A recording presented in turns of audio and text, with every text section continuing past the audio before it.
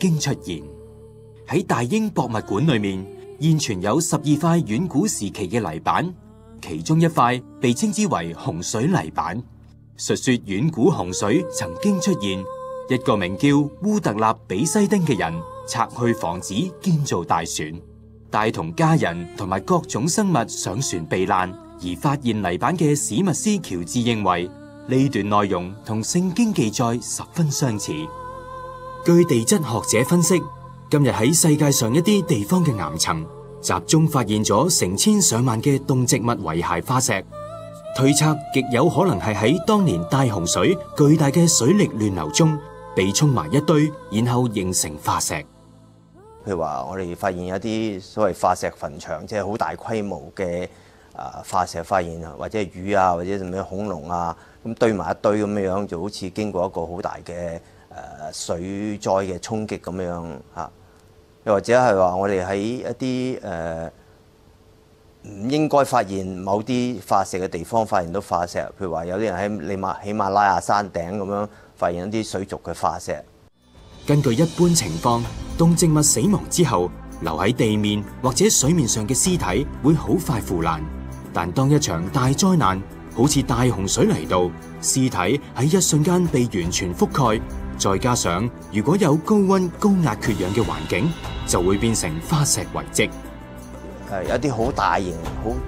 嘅化石，譬如10幾20尺高嘅化石樹咁樣啊，即係我哋知道化石如果要形成化石，係需要喺好短嘅時間裏邊係被埋咗，然後喺一個合適嘅環境變啦嚇。咁如果即係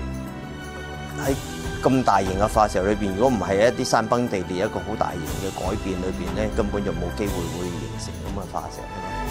今日喺化石堆中可以見到將要展翅起飛嘅彩蝶、擺尾游動嘅雅羅魚，同埋落喺水中嘅飛鳥。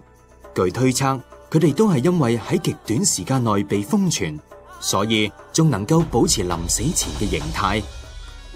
有學者亦曾經分析過，石油大量嘅出現係因為大批動植物同水生物喺深水嘅重壓之下形成。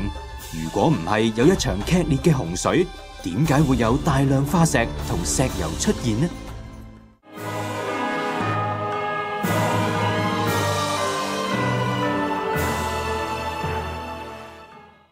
創世記提及嘅大洪水，希伯來文抹布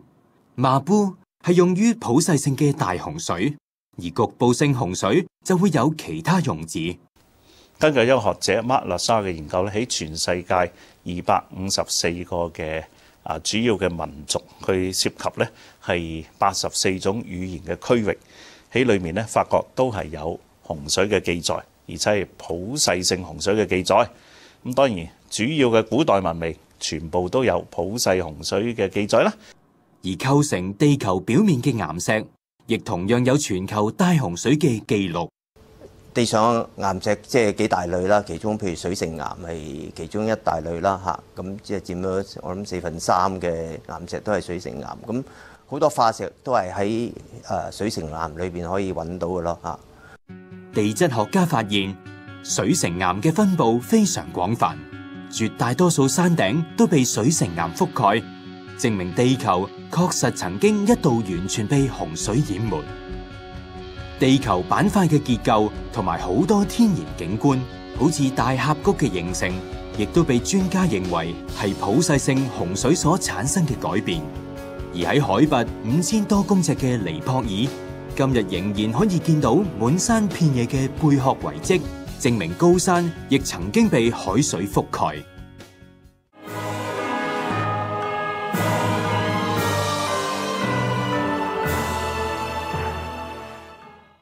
上帝降下大洪水共150日之後，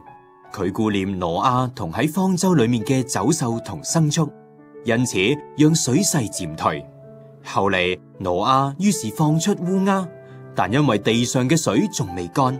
烏鴉一直飛嚟飛去。後嚟佢放出鴿子，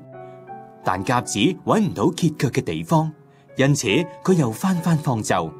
過咗7日，挪亞又放出鴿子。今次鴿子翻到方舟嘅時候，嘴裏面含住一塊新摘落嚟嘅橄欖樹葉。橄欖樹唔會生長喺高處嘅地方，所以挪亞知道地上嘅水已經退去。直到如今，我哋亦都會用一隻鴿子含住一條橄欖枝葉嘅圖案，象徵和平。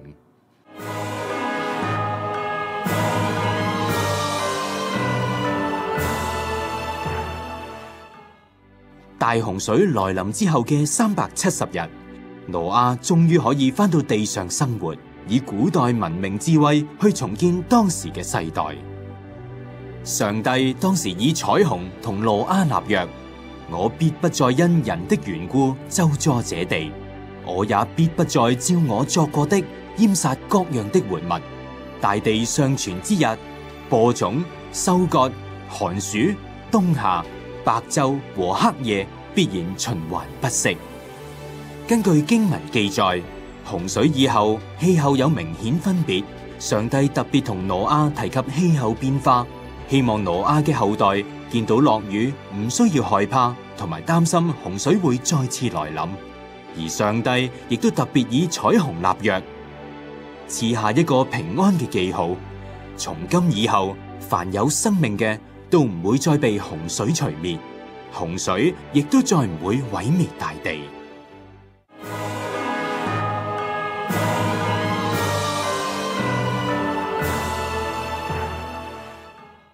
聖經創世記記載，喺上帝眼中，挪亞行為正直，亦係當時唯一信靠上帝嘅人，因此能夠得到拯救。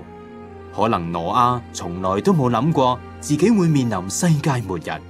更加唔會諗到方舟可以點樣拯救到自己同埋家人。但係佢仍然接受上帝嘅吩咐，上帝所講嘅說話，挪亞都會照做。120年之後，挪亞建成方舟，但喺呢段艱苦嘅歲月裏面，其他人會點樣睇佢呢？當佢宣講末世信息嘅時候，啲人會點樣嘲笑佢呢？一個天方夜譚嘅瘋子，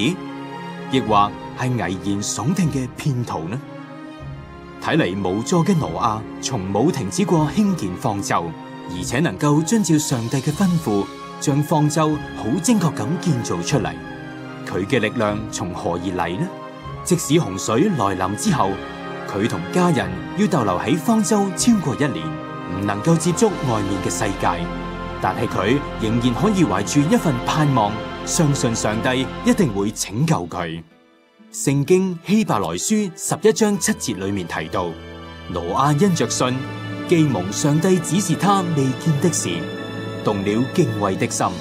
預備了一隻方舟，使他全家得救，因此就定了那世代的罪，自己也承受了那從信而來的義。經歷過末世同創世嘅挪亞，成為亞當以後人類嘅第2位共同父親，能夠從毀天滅地嘅巨變之下活命，更被上帝差派管理新天新地。一切源於挪亞嗰份從信而嚟嘅義，懂得同上帝同行，行事為人都遵從上帝嘅吩咐。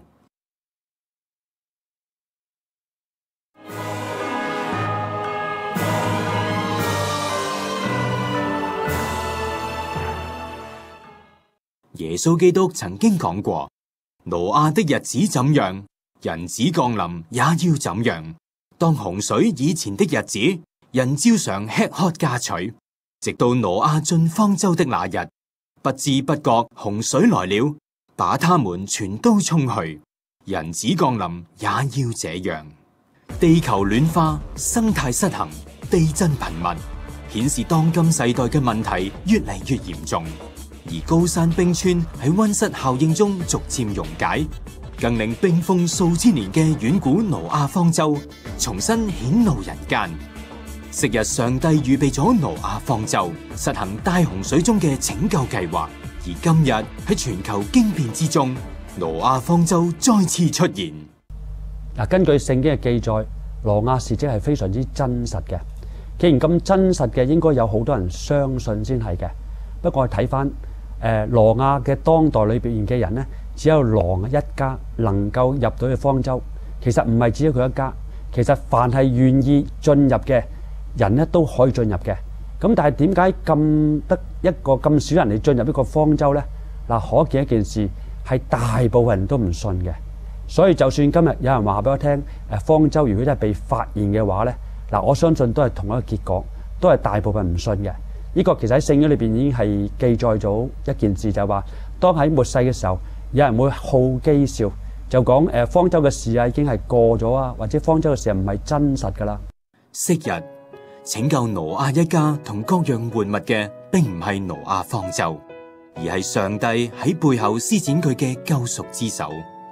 今日方舟再次出現，提醒我哋要及時揾到呢位拯救世界嘅上帝。